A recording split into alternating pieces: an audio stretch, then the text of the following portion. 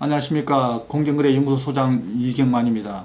이번에는 하도업 계약 시 계약서의 함정으로 인해 피해를 보고 회사 내에 자체적으로 공무 능력을 키우지 못해 회사가 제자리에 머무는, 즉 성장을 하지 못하는 사례에 대해서 말씀을 드리겠습니다. 3년 전 한 지역의 토목 전문 건설 회사에서 이마를 깎아 토지를 조성하는 하도업 계약을 체결했습니다. 공사를 절반 정도 진행하다 보니 벌써 하도업 대금이 바닥이 났습니다. 계약서에는 공사 물량 증감에 따른 대금 조정은 없다라는 조항이 들어 있었습니다. 이 때문에 이의제기도 하지 못하였고, 혹여 원사업자가 물량을 소기를 한 것이 아닌지 확인하려 했습니다. 그러나 회사는 이미 부도가 나서 더 이상 일을 진행할 수 없었습니다. 또 어느 전기공사업체가 공공기관 신축 하도업 공사를 했습니다. 그에 따라서 무려 10억 원의 손실을 보았습니다. 공사에 투입되는 비용이 생각보다 많아 버려진 일입니다. 뒤늦게 알아보니 공사에 투입되는 공수가 예를 들면 100이 투입되어야 하는데 어떨 때는 20공수, 어떨 때는 10공수만 투입되는 경우도 있었습니다. 결국 이것은 턱없이 낮은 공사비 내역이 문제라는 것을 알게 되었습니다. 이 또한 하도급 명세서에 명시되어 있는 내용이었습니다. 이러한 착오 때문에 일처리가 어렵게 되었습니다.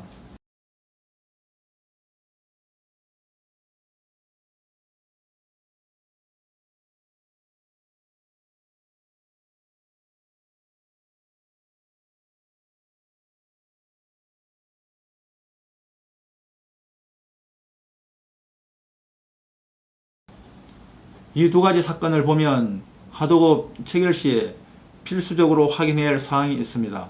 바로 물량 산정과 노무비입니다. 물량 산정을 위해서는 현장을 직접 확인하고 원도급사가 제시하는 내역서를 꼼꼼하게 살펴야 합니다. 더불어 전체 물량이 나왔다면 이를 수행하는 데 필요한 노무비가 제대로 책정되어 있는지를 살펴보아야 합니다. 노무비의 착오가 발생하면 손실 만회가 어렵습니다. 불공정 거래로 인해서 공정거래위원회에 신고를 하는 것은 두 번째이고, 계약 당사자가 최소한 주의 부족이나 중과실로 말미암아 객관적으로 잘못된 계약서에 도장을 찍는 일이 없어야 합니다. 특히 추가공사, 설계 변경에 따른 대금 정액은 없다라는 조항은 의료계에 굉장히 치명적입니다.